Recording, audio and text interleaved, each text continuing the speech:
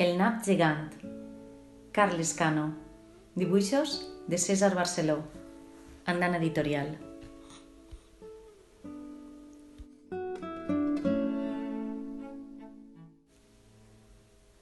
Un vell, arrugat com una pansa de la marina, tenia un hort i conreava tota classe d'hortalisses, encisams, tomates, faves, bajoquetes, bledes, espinacs, carlotes, carxofes, xirivies, creïlles, cols i naps. Les plantava, regava i cuidava amb molt d'amor i a totes els deia: «I ara creixeu i feu-vos ben grosses».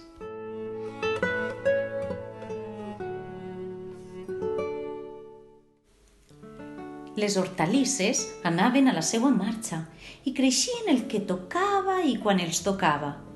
Però coses curioses que només passen en els contes, un nap va i li va fer cas i es feu gros, ben gros, enorme, gegant.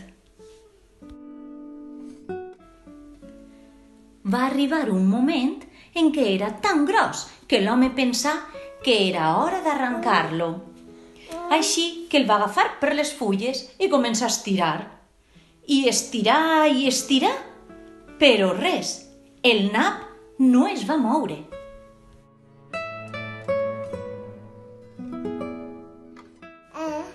Aleshores va cridar la seva dona, que era tan velleta com ell. L'home l'agafà per les fulles, la dona s'agafà al vell i estiraren i... res.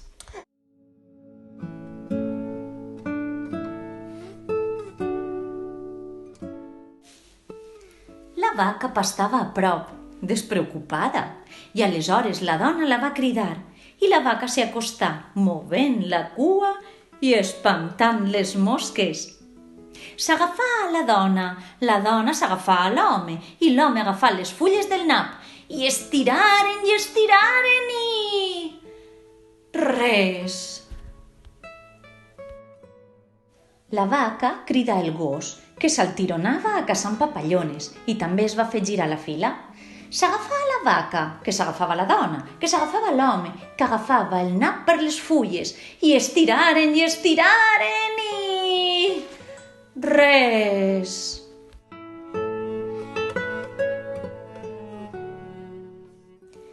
El gos lladrà 2 voltes. Buf, buf, buf, buf, cridant el gat. En el llenguatge que coneixen ells volia dir: «Vine i ajuda'ns o te'n penediràs». El gat, que prenia el sol, va moure una orella i va obrir un ull, però no en va fer ni cas. Aleshores el gos va lladrar 3 voltes. Buf, buf, buf, buf, buf, buf, que volia dir arregat. I en 2 bots es plantà en la filera i s'arrapà el gos, que estirava la vaca, que estirava la dona, que estirava l'home, que estirava el nap per les fulles i estiraren i... res. El gat, aleshores, amollà un miau esgarrat, alhora que agafava un ratolí que contemplava aquella escena i es vaquejava de riure. Ja se l'anava a cruspir quan el ratolí li va dir: «Aguarda un moment, jo vos hi puc ajudar». «Tu?» van dir tots, mirant aquell ésser minúscul. «Sí, jo, què passa? Agafeu-vos tots altra vegada». Ho va dir tan segur i amb tanta autoritat que li feren cas. Provar no costava gens. I quan ja estaven ben agafats, el gat al gos, el gos a la vaca a la dona a l'home i l'home al nap per les fulles, el ratolí li va pegar un mos a la cua del gat.